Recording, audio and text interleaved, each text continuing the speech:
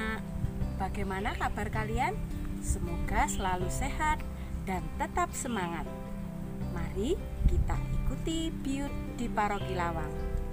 Silahkan ikuti dari awal sampai akhir dengan baik ya. Marilah kita berdoa. Dalam nama Bapa dan Putra dan Roh Kudus. Amin. Tuhan Yesus Kristus, syukur dan terima kasih kami ucapkan kepadamu, karena Engkau senantiasa menyertai kami. Bantulah kami agar dapat mengandalkan-Mu, karena tanpa pertolongan-Mu kami tidak dapat berbuat apa-apa. Amin. Dalam nama Bapa dan Putra dan Roh Kudus. Amin.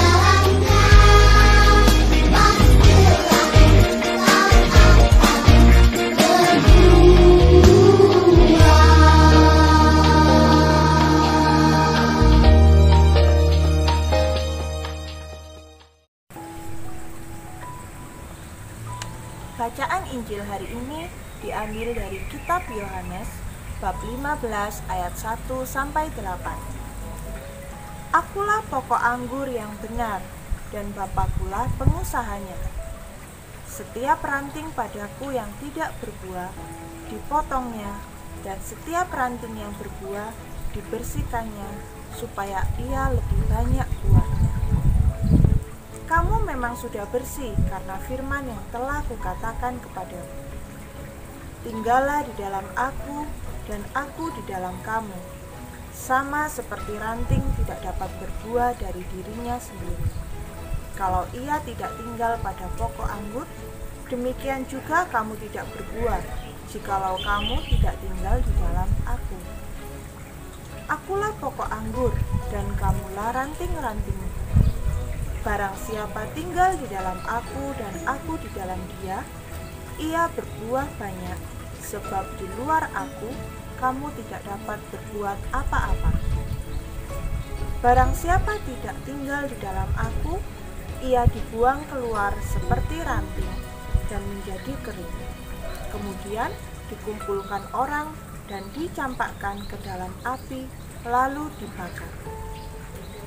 Jikalau kamu tinggal di dalam aku dan firmanku tinggal di dalam kamu, mintalah apa saja yang kamu kehendaki dan kamu akan menerimanya. Dalam hal inilah Bapakku dipermuliakan, yaitu jika kamu berbuah banyak, dan dengan demikian kamu adalah murid-muridku. Demikianlah Injil Tuhan. Terpujilah Kristus.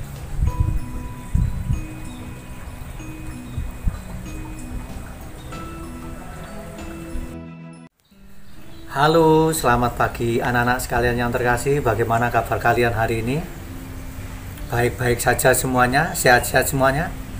Puji Tuhan, ya begitulah.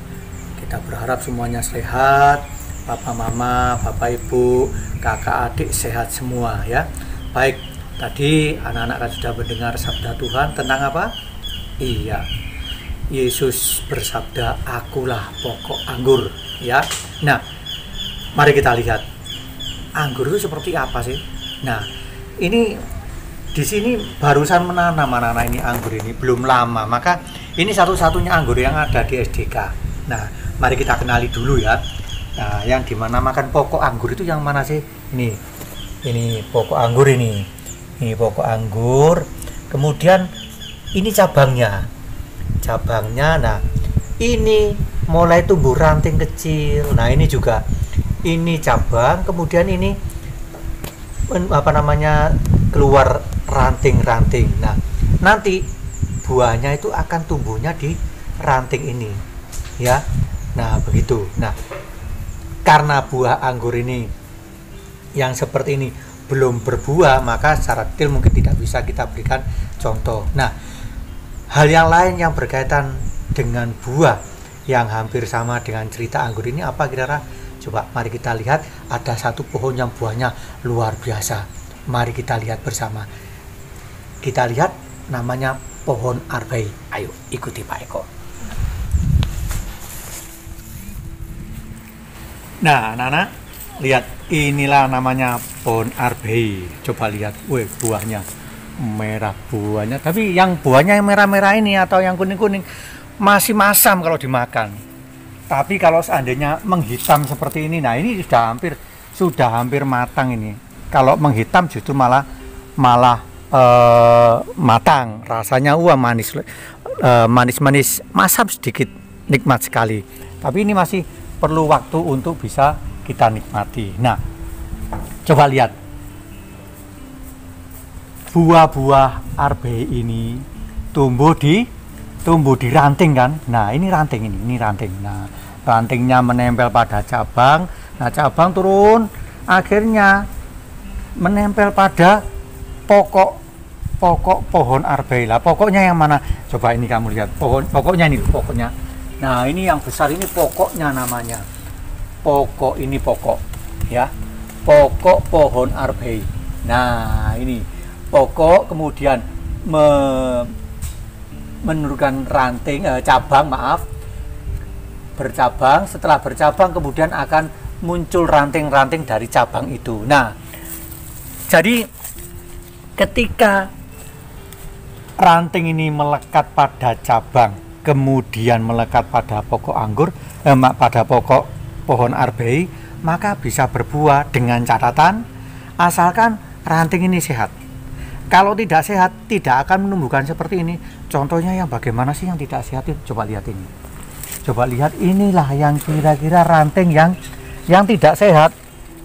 Bagaimana kelihatan kalau tidak sehat? Lah, ini tumbuh daun kuning, maka ini tidak sehat. Maka kalau sudah demikian, biasanya tidak akan menumbuhkan buah. Nah, kalau tidak menumbuhkan buah, maka sebaiknya dipangkas atau dipotong. Nah, dipotong ini Pak Eko, potong. Ada lagi yang lain? Ada ini. Coba lihat. Nah, kuning semua ini. Ya, yang kuning ini ranting-ranting yang tidak, yang rusak ini, yang daunnya kuning-kuning ya sebaiknya dipotong saja. Nah, dipotong saja. Nah, mengapa? Ini daunnya sehat, bisa tumbuh, bisa menumbuhkan buah kalau seandainya rantingnya sehat, ya.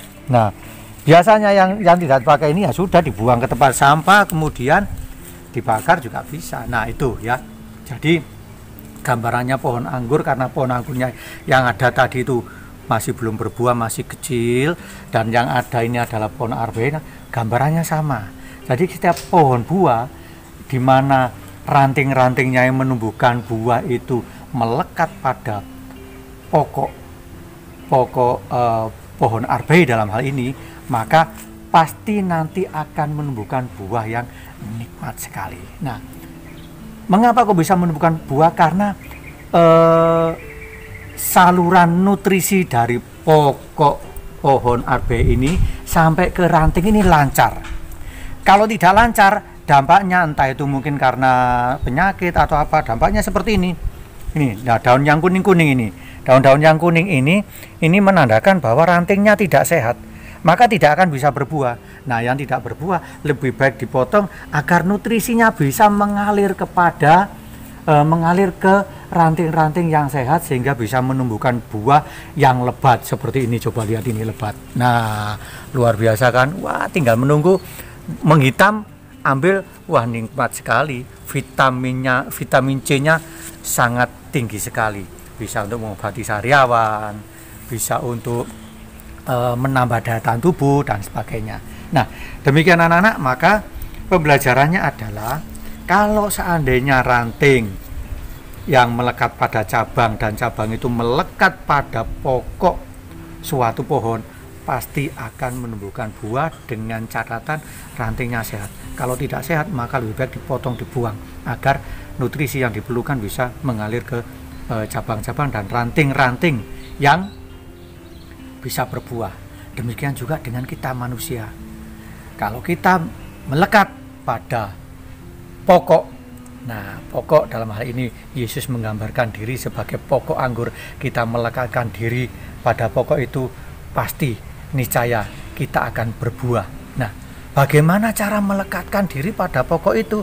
Ya, yang pertama, rajin berdoa, rajin beribadah, 1 minggu sekali paling tidak ke gereja kalau diizinkan. Sementara sekarang masih masa pandemi, maka mungkin yang bisa kita lakukan, yang perlu kita perbuat setiap hari adalah berdoa dengan tekun. Itu salah satunya. Dan yang dimaksud dengan berbuah itu bagaimana? Berbuah itu bila mana kita bisa memberikan perilaku-perilaku yang baik, yang mana membuat orang lain senang, bahagia, papa mama bahagia, kakak adik senang, orang lain senang. Itu sudah buah yang sederhana tapi membuahkan hasil membahagiakan orang dengan cara yang sederhana. Begitu ya. Nah, banyak contoh buah-buah yang lain, mulai dari yang paling sederhana sampai dengan yang banyak ya. Nanti kalian bisa mencari contohnya sendiri, kira-kira buah-buah kebaikan itu apa saja sih. Nah, nanti kalian bisa mencoba untuk menggali dalam diri kalian sendiri. Tapi Pak Eko tadi sudah memberikan contoh satu, yaitu buatlah orang lain bahagia. Itu salah satunya. Buat papa mama bahagia, buat adik kakak bahagia, dan orang-orang yang ada di sekitarmu bahagia. Jangan suka mengganggu mereka, maka kamu sudah membuat satu buah dari kebaikan yang kamu tanam pada orang lain. Nah, demikian anak-anak. Semoga apa yang Pak Eko jelaskan tadi berkaitan dengan pokok pohon atau pokok anggur mudah-mudahan bisa diterima dan bisa meresap, dan untuk selanjutnya menjadi bahan bagi kalian untuk semakin meneguhkan iman kalian, semakin bertambah iman kalian dan kasih kalian kepada sesama, dan semoga Tuhan Yesus selalu memberkati. Demikian, semoga kalian selalu berbahagia. Amin.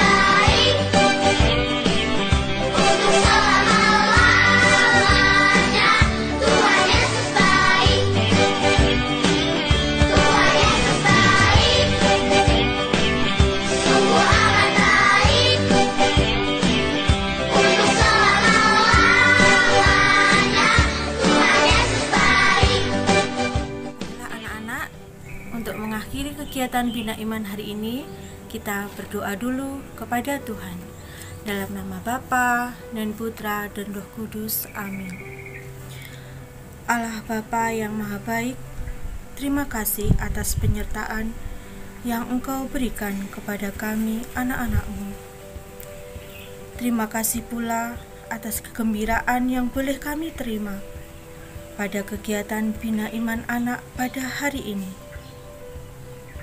Berkatilah kami selalu, agar kami menjadi anak yang selalu bergembira dan selalu mendengarkan firman-Mu. Kemuliaan kepada Bapa dan Putra dan Roh Kudus, seperti pada permulaan, sekarang, selalu, dan sepanjang segala abad. Amin. Dalam nama Bapa dan Putra dan Roh Kudus. Amin.